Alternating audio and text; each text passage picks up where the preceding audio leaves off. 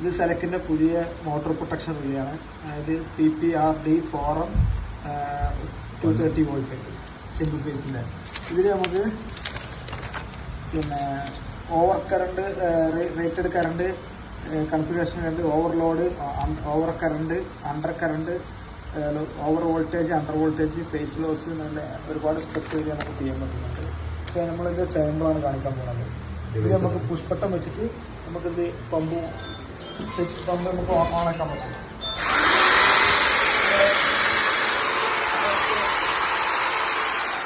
നമുക്കിപ്പോൾ മോട്ടർ ഇല്ലാത്ത കാരണത്താൽ നമ്മൾ ഡ്രില്ലിംഗ് മെഷീനാണ് വെച്ച് കൊടുത്തത്. അപ്പോൾ നമ്മൾ ഇതിൽ പുഷ് ബട്ടൺ വെച്ചിട്ടാണ് യൂസ് ചെയ്യണത്.